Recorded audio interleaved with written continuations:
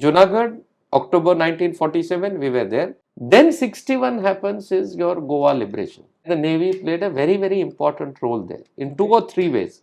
One is that we choked the sea access. Remember, Portugal was a NATO nation. There was promise of support from here and there. We had just become independent. We were not sure of how much strongly we would be. Three of our ships inside Goa harbor had a gun battle with the Portuguese frigate called the Afonso de Albuquerque. Is the name of the guy who was the governor of Goa and set up the Portuguese empire in Goa in 1510. The ship that bears his name puts a white flag of surrender. So after 4.5 centuries of colonization, you got a symbolic closure of sorts.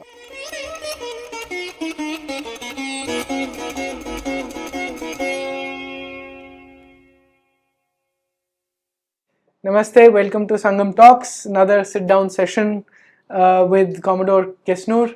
We've talked earlier on India's maritime past, and we focused a lot on the Marathas, the Maratha Navy, and the unsung heroes of the Indian Navy.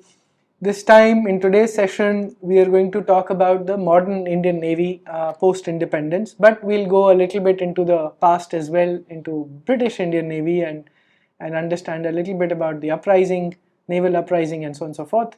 Hopefully, you'll find this session interesting. Commodore Kesnur will follow up with another talk on the naval uprising in more detail, perhaps with a presentation. Yes. We'll wait for that as well. Sure. Building on from the last talk, shall we jump straight to 46?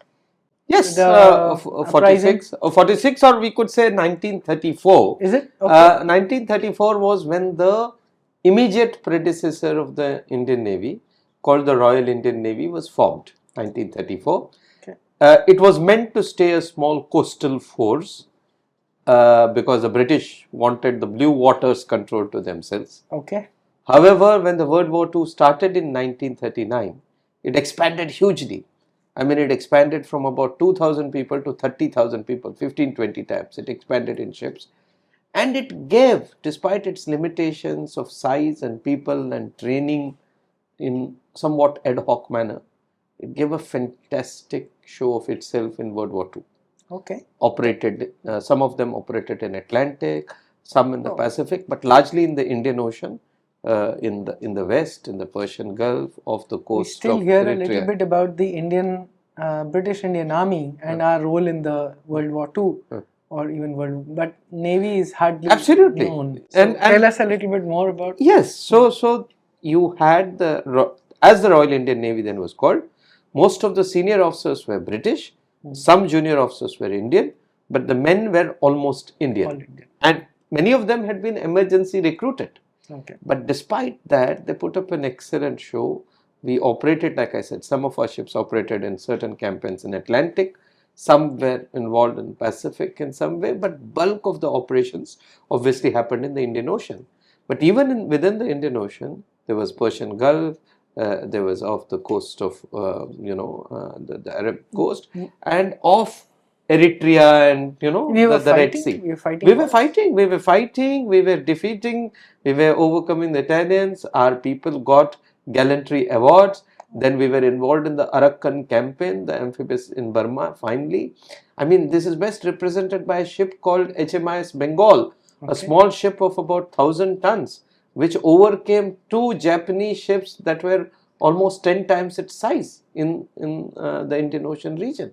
So there were lots of such stories, and a couple of our people, Admiral Krishnan and Admiral Dayashankar, got the Distinguished Service Cross, gallantry awards from the British for high display. From those ranks?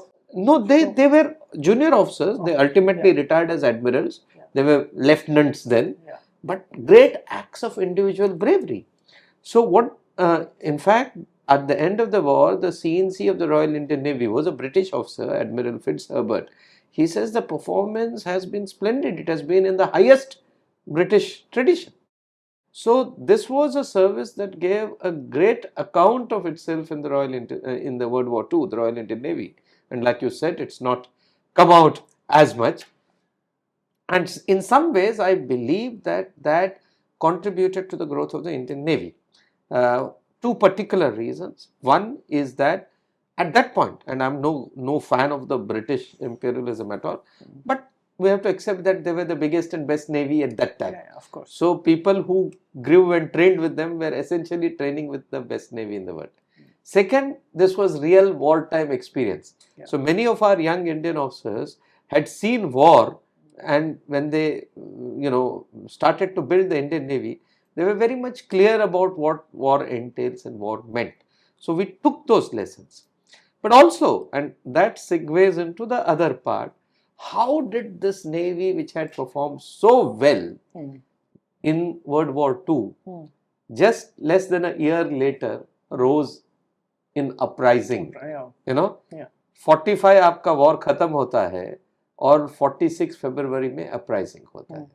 Yeah. Now, some of the reasons, you see, the Indians saw in the war that they were not inferior to anyone. They had performed well, and there were expectations that they will be treated well.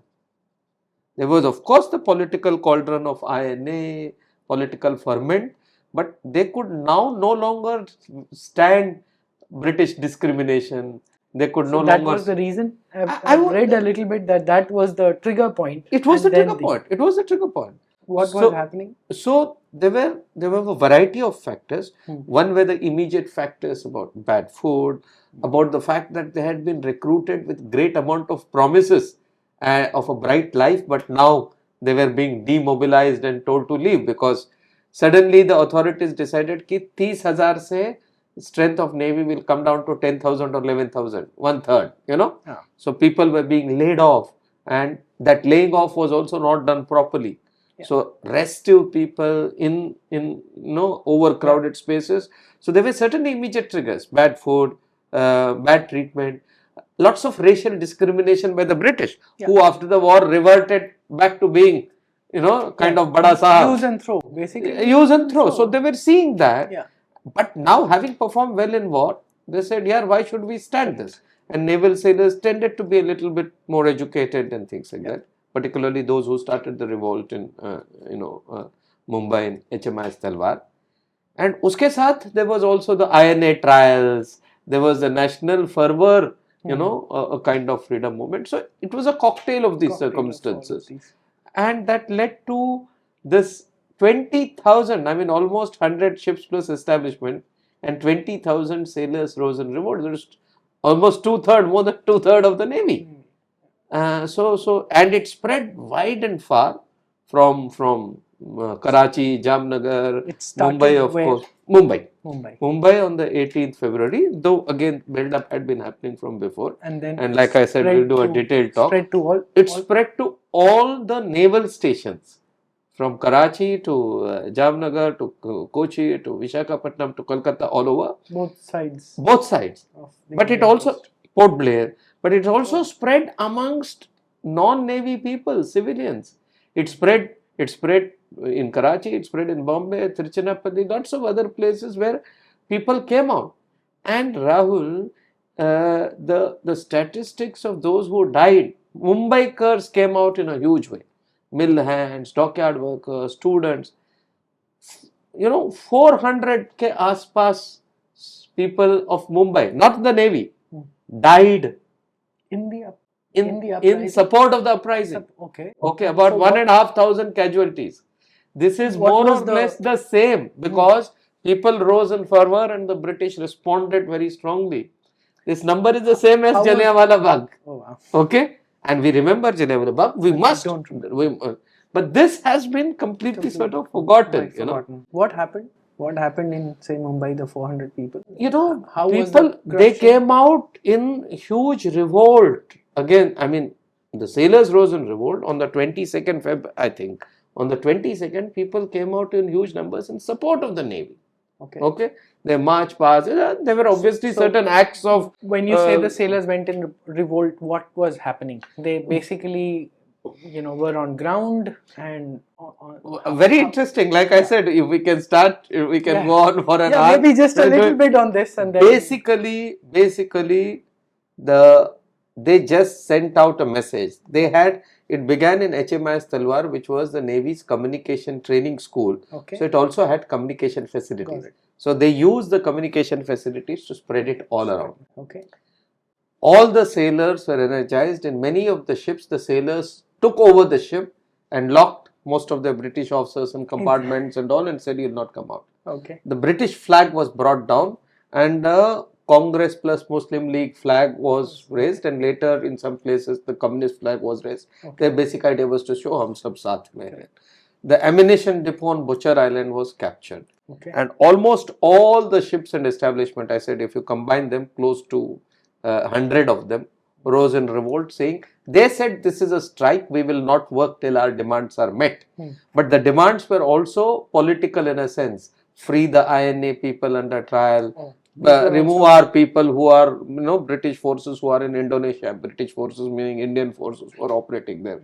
So they were also talking a political language, So there was a series of demands and it spread like wildfire. Those 4 or 5 days, it is like the sailors had taken over the Navy and they had captured the popular imagination, It is popular amongst the right-wing narrative, if you like, in the last 10 years or odd, that it was the Indian Navy and this uprising that basically caused the British to leave immediately in a hurry. You think? See, I have written an article on this.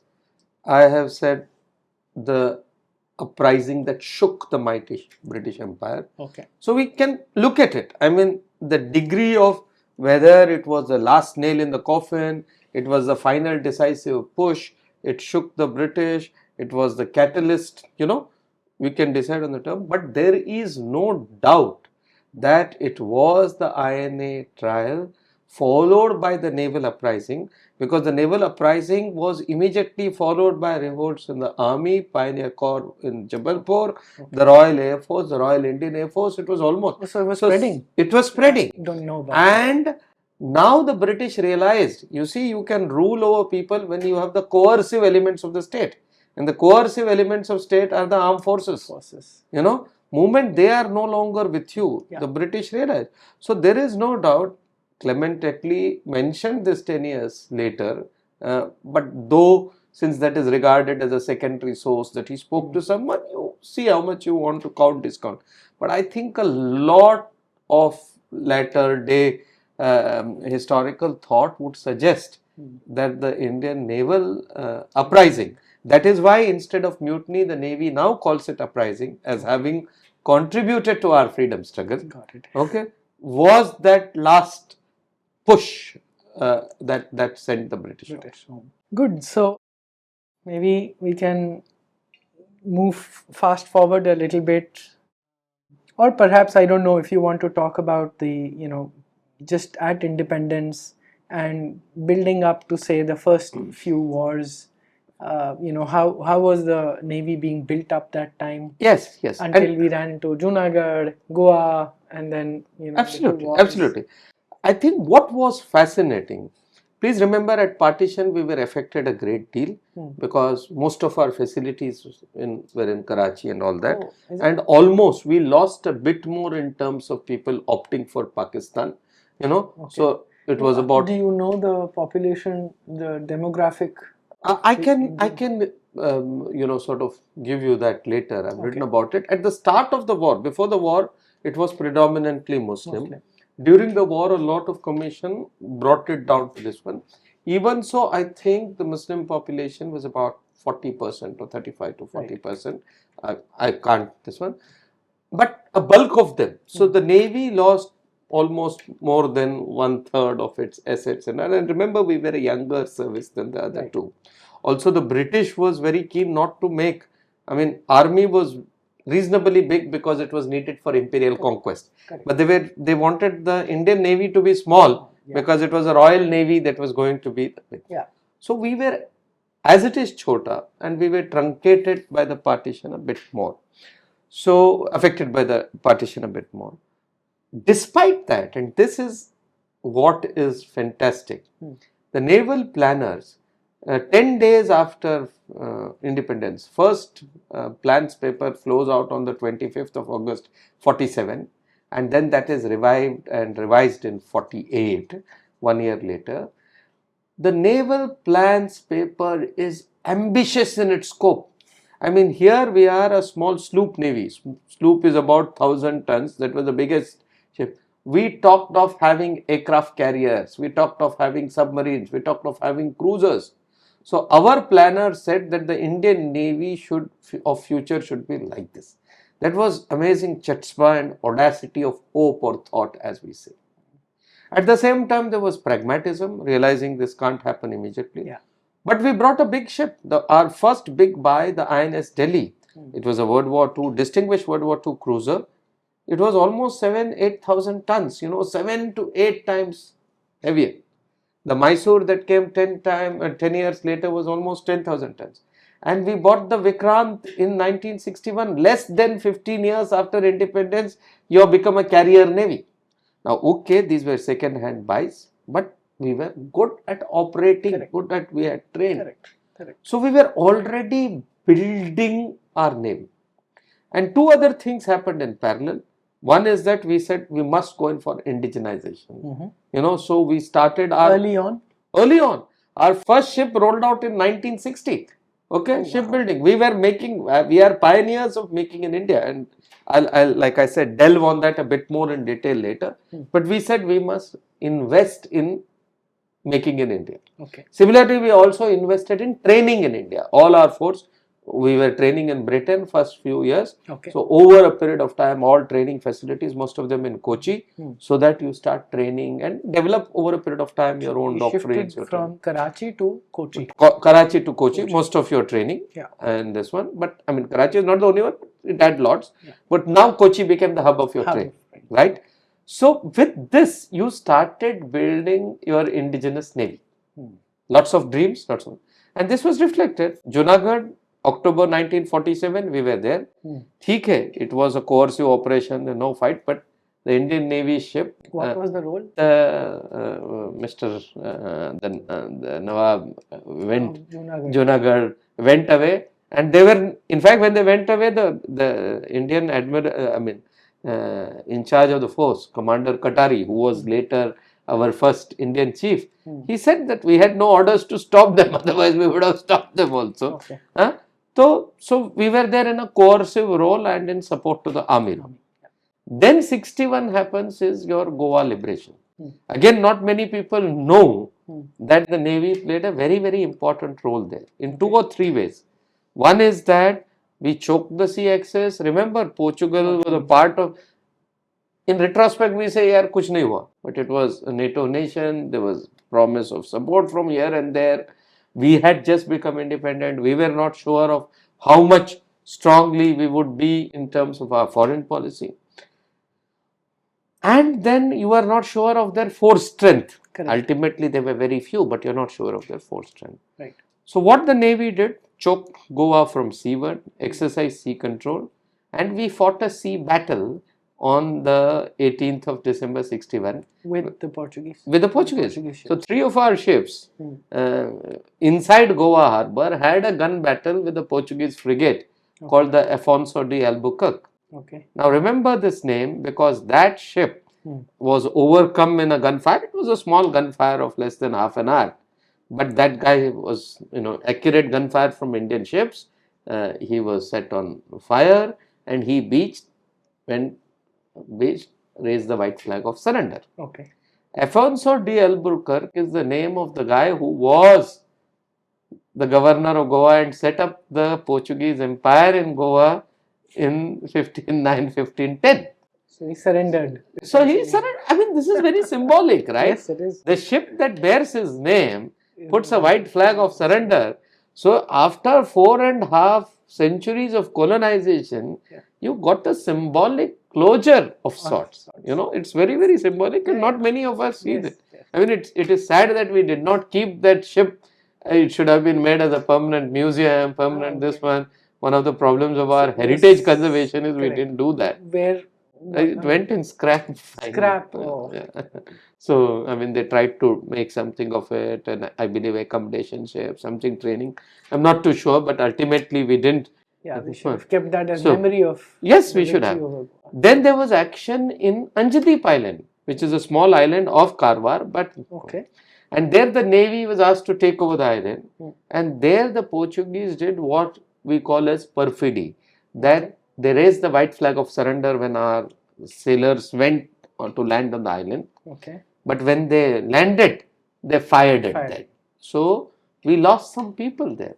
Hmm. And then, of course, our ships fired and we combed and over the day did operations and overcame them. But it was also, in a way, our first, as we say, fired with anger, first time we lost people in an operation. Yeah. It gave vital lessons of conduct of this sort of thing. I mean, actually, amphibious thing should have been the Army's charter, but at that time, the Navy was asked to do it. Also, capture of Diu, liberation of Diu. Again, the Indian naval ship INS Delhi was sent there. She was asked to stay far away, but she closed close to the Diu fort because the army company was facing some resistance, and Delhi opened with its 6-inch guns on the Diu fort and blasted it and got the surrender. So we don't remember these things, So we played a very important role in 61 war, and that could have been a good template for 65 tri-service cooperation, which was there in 61. I mean, there were problems, but वो हुआ नहीं 65 में. So Navy को बहुत defensive role दिया गया. अच्छा. And we were told not to operate north of Porbandar. Okay. And in that war, first, of course, Navy was not involved completely in the scheme of the war and all that, sharing of intentions. Maybe it was the higher authorities' decision to keep the Navy out or keep the Navy's role limited. And at that time, Pakistan came and did a sneak attack on Dwarka in the first week of September on Dwarka.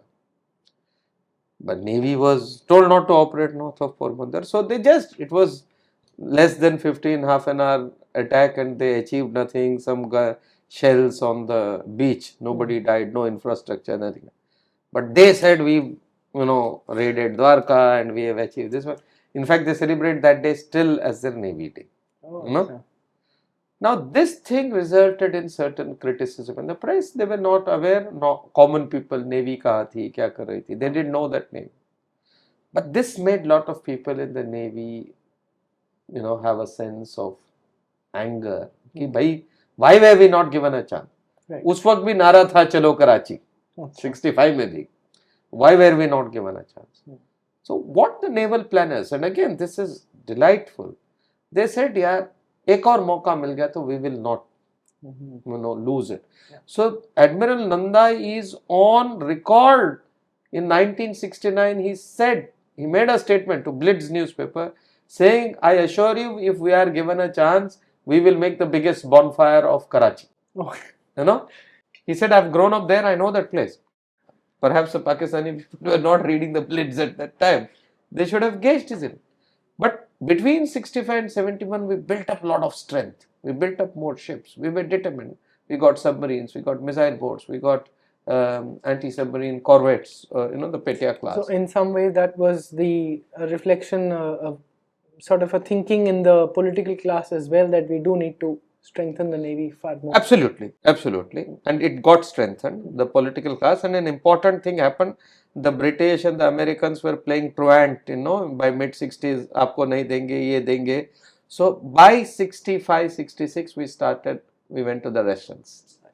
And that's an important chapter because you had to learn, their concept of operations, from mastery of Russian language to learning to different war fighting philosophies. Oh, so it's but different? We all absorbed that. Significantly different? Significantly different. I mean, we can have lots of discussions on that. They were lighter, their ships were more heavily armed than the Western ones.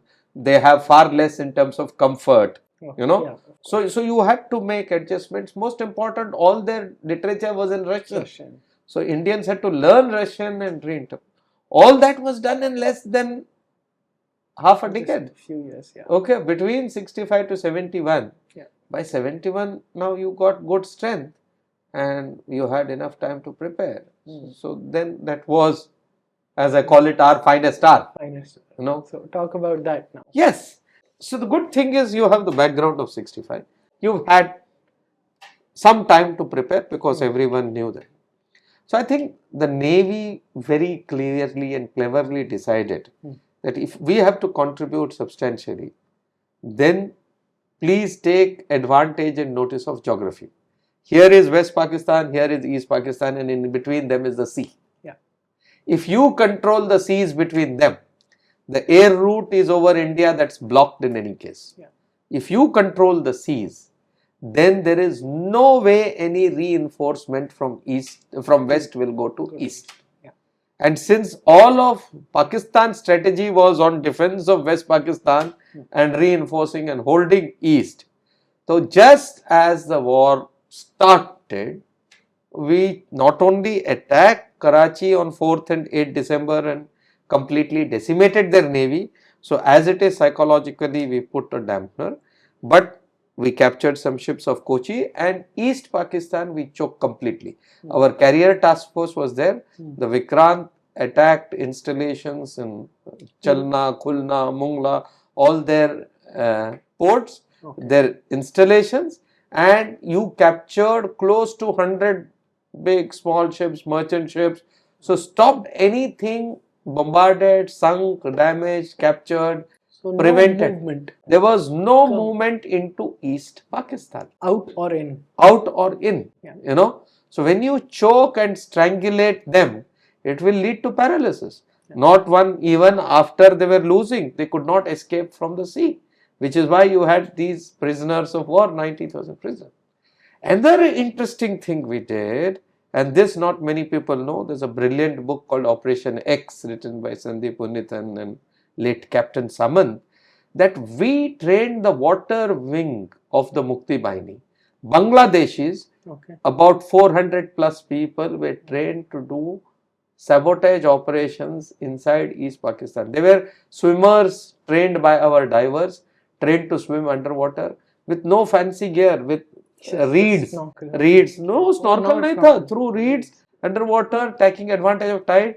थोड़ा बहुत लोगों को fins मिला, बाद में वो भी नहीं नसीब हुआ, you know. So just by that, each would carry a mine, an explosive tied to his stomach, and then they would take advantage of tide and go and put that explosive on the ship's bottom and come out for it to detonate a little later. With the result, and Rahul, and this started before the war, on the 15th of August, in fact. Before the war, more than 1,000 tons of shipping had been destroyed inside East Pakistan. That's huge. It's probably a record, you know, more than 1,000. Matlab, not only now they had wrecks inside harbor, they had nothing to go. Then insurance for people coming in started to increase. The attention of Pakistan army to, protect that increase, so they were diverted from being there.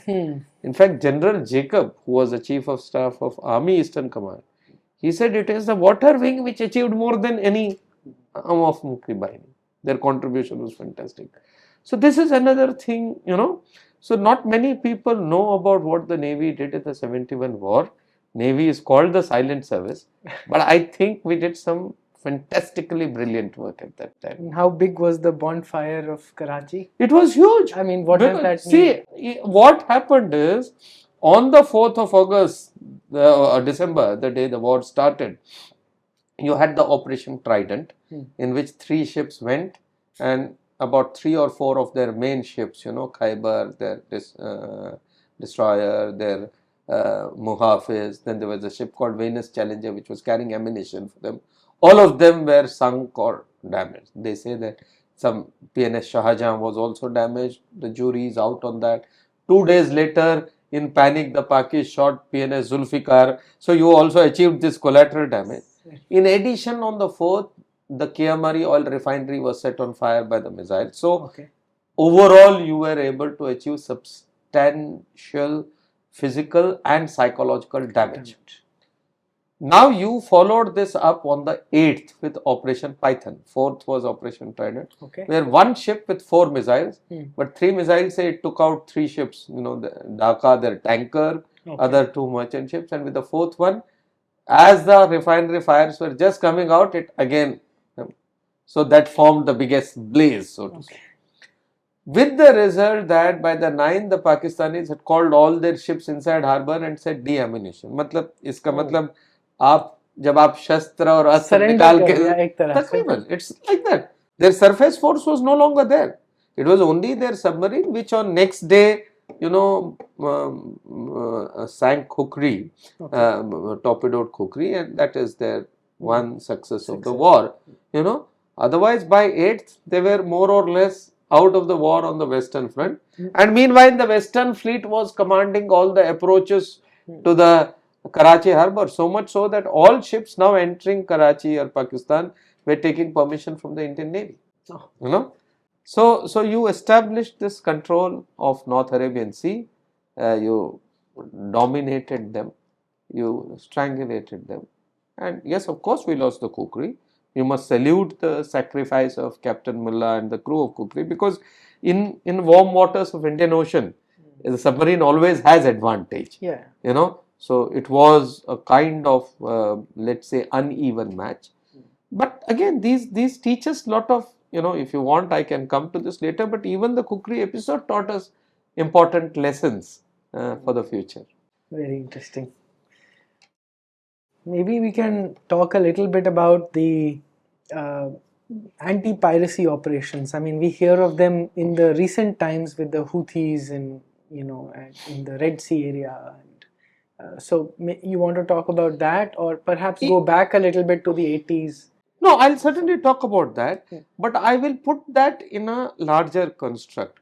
You see, the navies, and with no disrespect to the Army and Air Force, have certain peculiarities because of the medium of the sea, which is that at sea, even the policing or constabulary role is done by the Navy with Coast Guard in some places.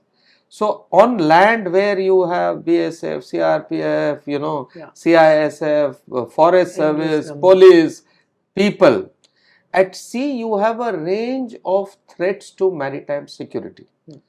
Gun running, people smuggling, illegal fishing, unregulated fishing, smuggling of goods, weapons of mass destruction, their proliferation and their going. You know, threats to your energy security, threats to your trade, terrorism at sea and from sea, and piracy. So all these constitute what are called threats to your maritime security.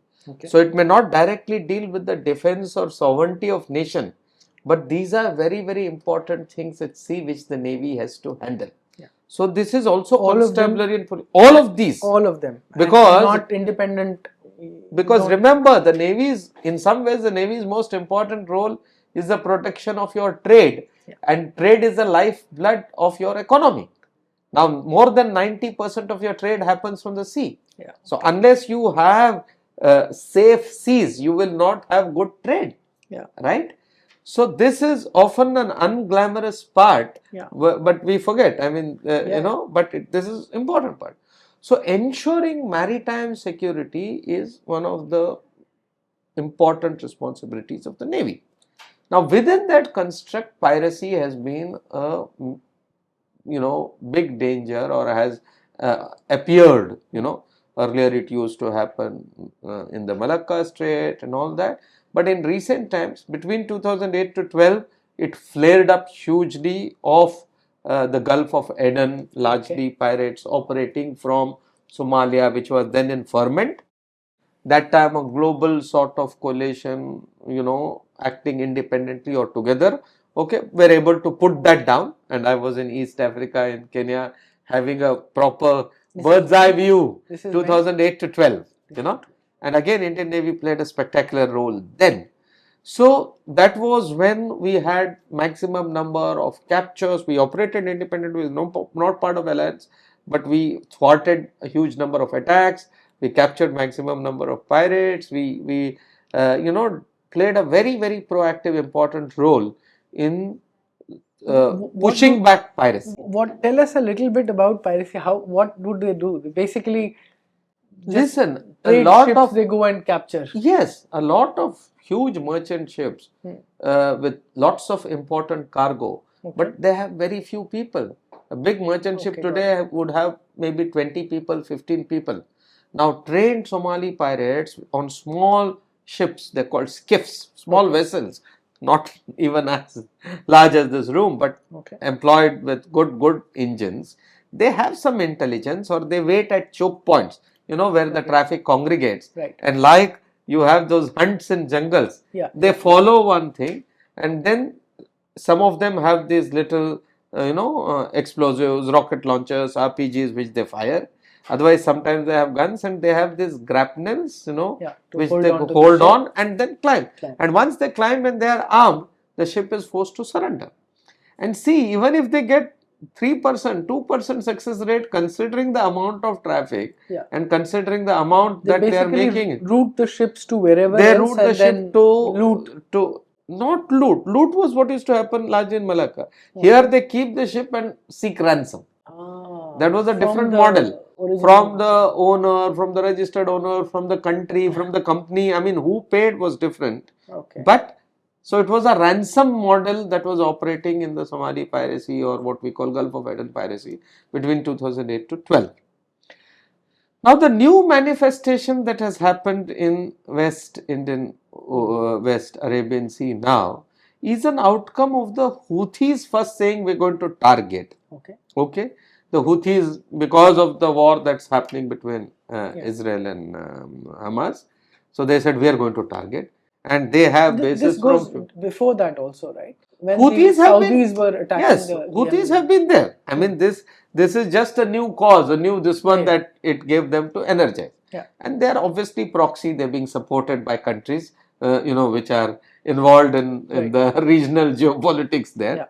But when the Houthis said we will target this, a whole lot of pirates, particularly in the Gulf of Aden region, who had been sitting quiet, now got a fillip. They joined, because a lot of traffic is going away. Some are moving a little south and this, that. So they joined in the melee. So in the first part of this year, in the first 3 or 4 months, or starting December last year, ships started getting to be hijacked again after a lull. So on one hand, there was the Houthis or someone attacking with missiles. On the other hand, there was a danger of them being pirated. So Houthis were after everything, or No, the Houthis, they said we are after ships that are bound to and from Israel. Okay. But you can't make that out sometimes. I mean, of course, they didn't target any Chinese ships. They didn't target, but they were targeting Western ships. So many said we will round the Cape of Good Hope and come. But then they pass on those costs to you. Yeah. That results in inflation. Correct. So the ships that went through, they were attacking. Again, you get 1 out of 50, 1 out of 100, you're still sending a message. Sure. Now, it was the Indian Navy alone, particularly in the northwest Arabian Sea and close to the coast of Yemen and Somalia, that was taking important action. When first any ship pirated, you try and prevent piracy. And MV Ruin is a classic case. When it was pirated, it went and took shelter inside Somalia. Now it's in territorial waters, you couldn't attack. But the Indian Navy kept watch, and when it came out a month or so later, a couple of months later, it was tracked, it was told to surrender, and Indian Navy sent along with Air Force. We paratrooped our special forces in the middle of the sea, middle of ocean, to send a message, and captured the ship and freed the pirates. So that is huge international, acclaim. Similarly, one odd why ship. were we alone? Why aren't there other alliances? See, that's a somewhat complicated geopolitical question. The US and Europe believes in operating in what are called CTF, Coalition Task Force, Combined Task Force, which sort of want to be a part of counter piracy in these missions. Okay. India for long has desisted. Recently, we've joined one of them. Okay. Has desisted from joining because we didn't want to be seen as a part of coalition. Okay. The terminology, and though it was combined then later, and it was a task force orientation. We become more open to it. Yeah.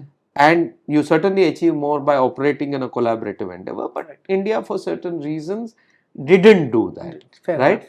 And when you don't do that, then often you're forced to operate alone for protection of your interest. However, I must say this, that notwithstanding, operationally there's lots of collaboration between navies, even if it doesn't happen at the strategic and political Were level. the CTF or the Western navies also operational in this region to They prevent piracy? were, and they have done some work too. But when the Houthis started off initially, I think there was a certain bit of, if not confusion, I think the Westerners didn't want to perhaps exacerbate the situation in Israel too much. So they did not take as aggressive and proactive steps that you think they would. So it was the Indian Navy had to fill that in the was vacuum. filling in a gap. Again, we were not taking political sides, we were not antagonizing anyone. So you rescued ships that had been hit. I mean, there was one ship that was set on fire, ships that were flooding, so you went and rescued, you assisted. In fact, one ship that had a major fire, other navies, they said we'll not send our people. It was the Indian Navy that sent its firefighting team and put down that fire. And then this one. So, whether it was damage, rescue of people who have been stuck at sea, including fishermen who had lost their moorings, whether it was counter piracy, whether it was assistance to ships struck by fire or flooding or any disaster, the Indian Navy played an active role. So between December and March, 100 days, we called it Operation Sankalp. I think we did some fantastic work there, and that set the tone. Again, whenever it reoccurs, Indian Navy will be more proactive there. So what I'm trying to suggest is counter piracy is a larger part of maritime security, and Indian Navy has been doing spectacularly well, not just recently but earlier too. Yeah. Wonderful. And if we come to how on indigenization, how are we doing with the Make in India, and then perhaps I want to close with understanding a little bit of the China factor. How do we Well, like I said, indigenization has been a cornerstone of the Indian Navy's mantra, philosophy. 1960, we started with INS Ajay, making in India. By 1960, later in the decade, 67, 68, we laid we launched the first indigenous frigate, the Nilgiri. Before that, in 64, we built our big survey ship called the Darshak. By 72, 73, we had commissioned the INS Nilgiri, our first, full-fledged warship. It was a British design, but built in India. Then we started designing our own frigates with the Godavari class. And then by Delhi class, we had come to a certain level of accomplishment, which were world standard. So the Delhi class and Calcutta class and the Shivalik class frigates and destroyers are absolutely top of the line, which can compare with anyone in their line in the world. What are these classes? The Delhi class is the destroyer, guided missile destroyer. Okay. And then class is like a categorization. It's a categorization of anything between 3 to 6 ships usually forms a class, a category. You build them more or less to same design with same capabilities and this one with minor tweaking. So within the larger guided missile destroyer, you have the Delhi class, the Calcutta class and the Visakhapatnam class. 10 ships in all. They're magnificent. You've got 3 ships of the Shivalik class. Absolutely wonderful. Now that, we've built lots of other ships, time constraints prevent me from telling that. But that segues now where we have built 2 years ago in September 22, we built the aircraft carrier Vikrant. Aircraft carrier is the holy grail of shipbuilding. And we've also built nuclear submarines and we have, launched more. So you're building the top of the class submarines, you're building aircraft carriers. Critics say that this is a much smaller career. Not really. If you compare it, to the American super carriers? Yes, probably. Okay. But you build to what you want. You know, your Vikrant was about 17,000 tons, if I remember. Okay. Virat, if I remember, I could be wrong, was around 25,000. Okay. The Vikramaditya is about 45,000 and Vikrant is similar, 40 to 45,000. So you are building in a certain class of ships that you want. Okay.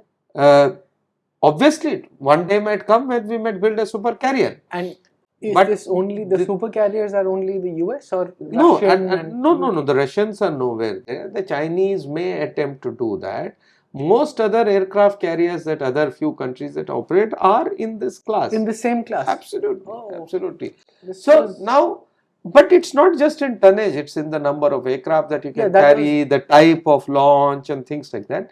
Now these are constantly, one is the constant updation of technology, there's no doubt. Second is, you have to weigh the benefits costs of multiple options. किसी का एक अच्छा रहता है अभी, you know, even between the aircraft that will fly. One day you will fly an indigenous aircraft, before that will you fly a Rafale, will you fly some other countries. It will be a combination of various factors, and people who are doing that job on a day-to-day basis, I believe, are the best equipped Sure. to judge that. So I don't think we should take, I mean, critics may be well-meaning, but I think building an aircraft carrier in itself is the acme of achievement. See, we take pride in, landing our Chandrayaan on the moon mission, and we must. It's a fantastic achievement. Yes. But I would argue that building an aircraft carrier is similar kind of achievement, because you're building a top of the line ship, and here people are living. Yeah. You know, warship is a very dynamic entity where you have to do lots of things constantly. So I think we've been outstanding in shipbuilding. And remember, when you build in India, there are lots of advantages. Exchange, foreign exchange, Of savings. course. Huge fillip to your domestic Own industry. Absolutely. ecosystem, your own science and technology. I mean, look at, warship grade steel. You start producing instead of importing, and what it means, you can export, right? So all of these things add collectively to your industrial Own- strength, Yeah. and it gives rise to your own Knowledge, military power. Knowledge, military power. All of it. Yeah. Yeah, Hard power. absolutely. And I always use these two small examples of two great scientists. You know, I perhaps repeated myself many times, but I'll do so. There was one Commodore Paul Raj, who is now one of the world's best known scientists in communications and information technology. Okay. He is the inventor of what is called the MIMO, multiple input, multiple output technology, Okay. which is the heart of 4G and 5G, which sustain your mobile phones. Okay. He is a professor emeritus in Stanford. He has won all the global awards. But he was an Indian Navy officer, a Commodore, who is responsible in a way for you and me using our smartphones. Wow. Now, many of us don't know that. But even more important, his journey as a scientist begins after we lost the Kukri in 71 war, and we said the sonar on Kukri was meant for cold waters. We must develop a sonar for warm waters, and he was tasked to do that. So from designing sonar, then he went on and built a career. Similarly, there's Captain Mohan Ram, who designed our ships, indigenous ships, the Godavari class and other ships, made a big name for himself, moved into the corporate career. At some point joined the TVS and designed the TVS Scooty. And he is now known as the designer of Scooty also. So these are just two amongst the many names where you contribute directly in terms of scientific manpower and all that. Right. And if I may ask, how much of the indigenization, what percentage have we achieved? I mean, the reason I'm asking this is like the Tejas fully developed, but we are still dependent on GE for the engines. So See, where are we in lots dependent? of places, engines you would still be dependent on abroad sources. Even But the Navy divides it into three components, what is called the float, move and fight. Okay. The float is to stay essential, Right. shape, hull, skin. Right. Move is the propulsion machinery, auxiliary machinery. Fight is the weapons and sensors. Right. In the float component, in most places, we are near 100%. Okay. You know, in the move component, we are perhaps at 50-60%. And in the fight component, we are at 30-40%, but again getting better every day. Like BrahMos missile now is a collaboration between Correct. India and this one. We are developing long range surface to air missiles in India with Israeli collaboration. So lots of these things. So overall, our indigenization percentage in terms of, Got it. this one is now at 70, 75, 80%, if you see. And once again, what is the push on Make in India? Is it on the fight also and move? It's on everything. Every aspect. Because having achieved float, see, we are not, you can't suddenly become big. You have to be pragmatic to get things from abroad where you have to.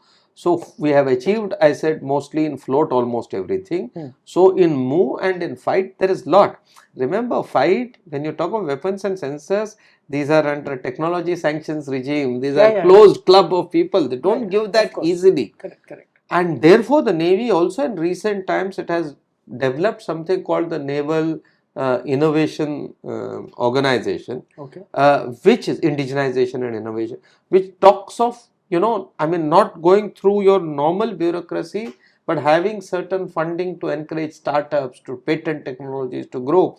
I'm not up to date, but last they had set up a challenge of 75 technologies to be patented in this one. I think they've already crossed that, So recently we had the Swavlamban meet where a lot of these were developed, were showcased. So basically the Navy is not merely saying, yeah, I am a fighting service, you provide me.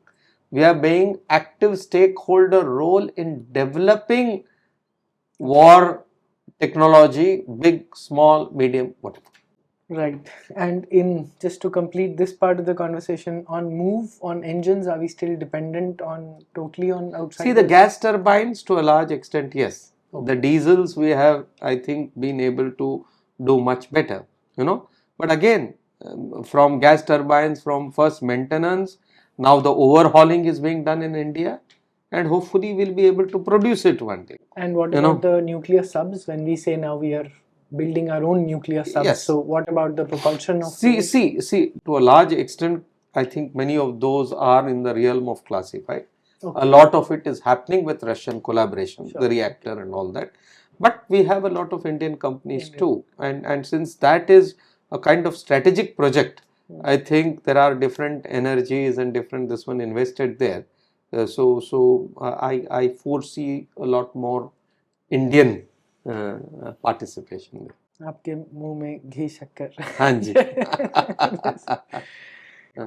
Before we close, the last few minutes on, what if an eventuality with China happens, what role could India be playing in choking? Is that at all? We keep talking about, choking the region in Vietnam, Philippines for Chinese ships, and that could be a way for us to hold Chinese by the neck in case there is an aggression on India from, I don't know, Tibet or somewhere. Yeah, see, there are on this field and this part bigger experts and better experts than me. So I'll just try to give you a very general answer. There is no doubt that China is a formidable power. It has lots of money. It has built its fleet hugely. It's very good, and you don't underestimate China, or you underestimate it at your own peril. Right? There's no doubting that. But remember, countries go to war, not the navies. The navies have a specific job. What is the job for Navy against a bigger power like China, which is aiming to sort of overtake the US as a global hegemon? You deter. You send a message to that guy that you will be able to take the fight to him if he decides to fight it, and fighting India will be a costly proposition. So how do you do that? You don't match him that if he has 50 submarines, you don't have 50 submarines, but you have adequate force to tell him, if you come and affect my interests in any way, I'll be able to give you a reply. So you build a strong force, you build a professional force, which the Navy is doing. And that professionalism, like I said, is being seen through Sankalp, is seen in the way our officers perform in international courses, is being seen in the way we respond to HADR issues and other assistance requirements in the Indian Ocean region. So you are building a first class Navy to be able to deter. Second, as far as the nation is seeing, I think there is a certain resolve the nation has shown after 62, whether it was in Nathula in 67, whether it was Sumdorongchu in the mid-80s, whether it is recently in Dokla and Galwan. I think, and this is my surmise, that when the Chinese have been stood up to, they invariably back off. You know, and if you see very guardedly, but the recent negotiations and this one is an outcome of that, that you stand upright and say, I will not yield to your shock and awe tactics कि तुम ये बना रहे हो, तुम Mars पे गए हो, ये किए हो, वो किए हो. Thirdly, and again I'm using my words carefully, I don't want to be misunderstood or misquoted, China's rise as a global navy is in some ways unique because unlike the British or the US, which rose to global eminence fighting through wars, or even the Japanese and Germans in some case, Chinese Navy has not really been tested in a war. I'm not saying therefore they are bad or they are not, but there is always a question mark, particularly when lots of them are conscripts and all that. Again, don't get me wrong, they could be very well, they could do so. Whereas Indian Navy is at least more seen and shown. I believe it's the Indian Navy's job is to make best utilization of every penny afforded to it, make best utilization of budget, build a first class Navy so that they know when they encounter us, you know. Now what will happen in South China Sea, whether we will choke them, or, there's a lot of it is operational tactics. Mind you, they are afraid, they keep quoting the Malacca dilemma, they invest a lot of energies, their geography is ocean only on one side, and therefore they are also trying to come into Indian Ocean, make friendship, build bases. So these will be constant chess moves which we can best leave to the practitioners at that time. On the whole, I say build a first class Navy and first class armed forces. That is an excellent guarantee for security. Okay, I will have one more question. Are we well armed? I mean, this in the last 10 odd years, a lot of people say that the Army and the Air Force has got a lot of fillip. With this current dispensation. Has that happened in the Navy as well? And are we wanting for more at this point, or are we in good shape? See, every armed force will want more. You know, ye dil mange more is, and that is true. Has there been a fillip? Certainly, I would say. Again, I don't wish to take political sides, but what has happened is the acquisition, the rollout of ships, indigenous ships, other things, a lot of equipment coming in. I think it has been fantastic. The Navy is, looking good from the surface fleet onwards.